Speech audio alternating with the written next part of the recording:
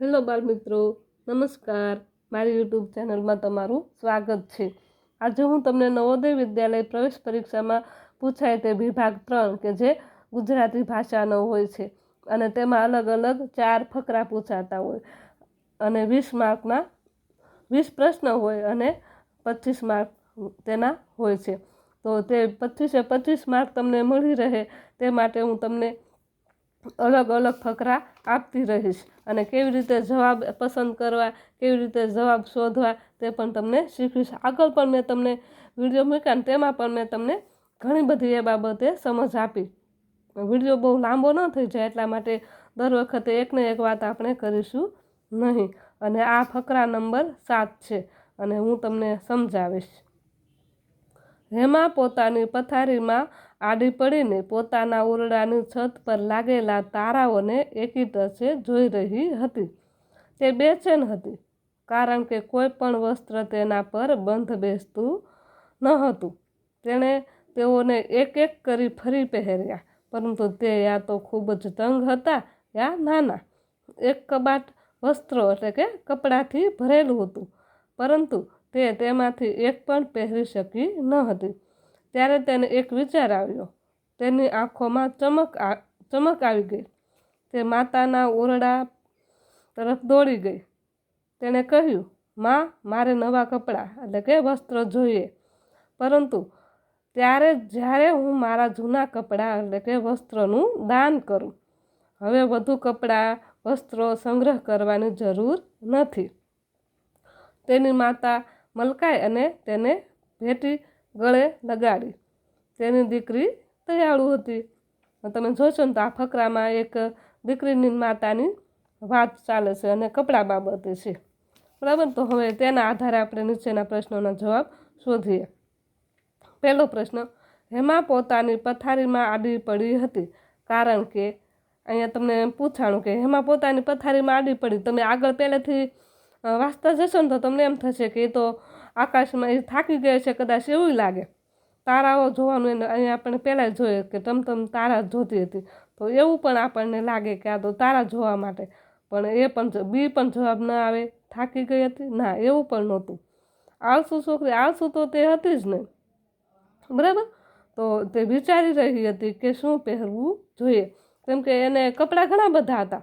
અમુક એને ટૂંકા પડતા હતા, એટલા માટે એને કયા કપડાં પહેરવા હતા એ વિચારતી હતી. એ વિચારતી તે તારાઓને જોતી હતી એટલે કે વિચારી, અહીંયા સી છે તે જવાબ આવશે. વિચારી રહી હતી કે શું પહેરવું જોઈએ. હવે પ્રશ્ન નંબર 2 જોઈએ. તે કોઈ પણ વસ્ત્ર નહીં પહેરી શકતી કારણ કે તે કોઈ પણ વસ્ત્ર પહેરી શકતી નહીં. એનું કારણ શું? જે વસ્ત્ર હતા તે કેવા હતા કે એ એક પણ વસ્ત્ર પહેરી ન શકી. હવે એ જોઈએ તો તે ફેશન પ્રમાણે ન હતા, પ્રચલિત શૈલી પ્રમાણે, એટલે અત્યારે જે ફેશન હાલતી હોય એ પ્રમાણેના કપડાં ન હતા. એટલા માટે ના, એવું તો કાંઈ હતું નહીં. તે કપડાં કેવા હતા? નાના હતા, એટલા માટે. એટલે આપણે એ નીકળી જશે. તે ખૂબ જ રંગબેરંગી, ના, એવું પણ અહીંયા કોઈ ઉલ્લેખ કરવામાં આવ્યો નથી, એટલે બી નીકળી જશે. તેને ખબર ન હતી કે શું પહેરવું છે, ના, એવું પણ નથી, કેમ કે કપડાં જ બધા નાના નાના હતા કે એને થતા જ નહોતા. એટલે શું પહેરવું એને ખબર નહોતી, એવો તો કોઈ પ્રશ્ન જ નથી. અને આપણે ડી છે, વસ્ત્રો તેને બંધ બેસતા ન આવ્યા. ડી છે તે આપણો જવાબ આવશે. હવે પ્રશ્ન નંબર 3 જોઈએ. જો અહીંયા આવ્યો ને સમાનાર્થી વિરુદ્ધાર્થીને હવે આવશે. તો સંગ્રહનો સમાનાર્થી શબ્દ છે. સંગ્રહનો સમાનાર્થી એટલે તેના જેવો જ તે. એટલે સંગ્રહ કરવું એટલે તો આપણે બધી વસ્તુ ભેગી કરી લઈએ ને એટલે સંગ્રહ કરવો થાય. તો આ બી છે તે વહેંચવું, તો વહેંચવું એટલે ના આવે. ભેટ આપવી, સંગ્રહ કરે એમાં ભેટ આપવા, આપણે કોઈને આપતા હોય ને તો એને ભેટ આપવું કહેવાય. એટલે આ ભેટ પણ નીકળી જશે. એકબીજાને આપવું એટલે કે હું તમને આપું ને તમે મને આપું, એટલે એમાં પણ કોઈ સંગ્રહ જેવું આવતું નથી. એટલે સંગ્રહનો સમાનાર્થી આપણો એ નંબર છે તે આવશે ભેગું કરવું. સંગ્રહ કરો એટલે કે ભેગું કરવું. આમાં 3 ઓપ્શન દૂર કરી દેવાના. 2 ઓપ્શન તો આપણે દેખાતા જ હોય કે એ દૂર જ કરી નાખવાના. 2 એવા હોય કે મળતા આવતા હોય, તો 2માંથી કયો એક આવશે તેના પર ધ્યાન રાખવાનું. હવે અહીંયા છે 4 નંબર. હેમા છે તો હેમા કેવી, આ ફકરાના આધારે નક્કી થઈ જાય કે હેમા કેવી છે. તો કે હેમા લાલચી હતી? ના ના, હેમા લાલચી નહોતી, એને કાંઈ કોઈનું લઈ લેવું એવું હતું નહીં. હેમા સ્વાર્થી? ના, સ્વાર્થી પણ નહોતી. આ બે ઓપ્શન તો નીકળી ગયા. સ્વાર્થી પણ નહોતી. કંજૂસ? ના, તે કંજૂસ પણ નહોતી, કેમ કે એને તો બીજાને વસ્તુ આપવી ગમતી, એ કંજૂસ નહોતી, એટલે ડી પણ નીકળી જાય. તો હેમા કેવી હતી? ઉદાર, દાતા, દાનવીર. જોજો અહીંયા તમે જોશો ને તો તેને જૂના જે કપડાં હતા ને તે કપડાં એને દાન કરવા હતા.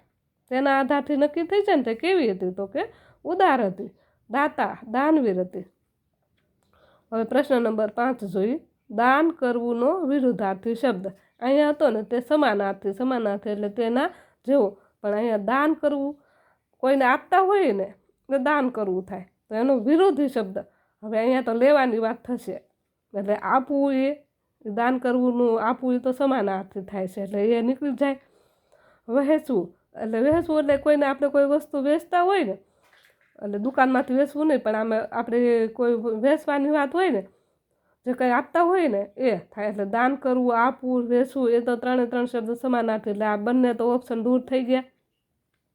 અને અહીંયા વાપરવું, હવે કોઈ વસ્તુ આપણે વાપરતા હોઈએ એ થાય, એટલે એ પણ દાન કરવામાં ન આવે. અને એટલે દાનનો વિરુદ્ધાર્થી લેવું થાય. આપણે કોઈને આપવું અને સામે કોઈનું લેવું, અથવા તો કે સ્વીકારવું, એટલે દાનનો વિરુદ્ધાર્થી થાય લેવું. એટલે અહીંયા આપણો ઓપ્શન આવશે બી. મારી યુટ્યુબ ચેનલને લાઇક, શેર અને સબસ્ક્રાઈબ કરો.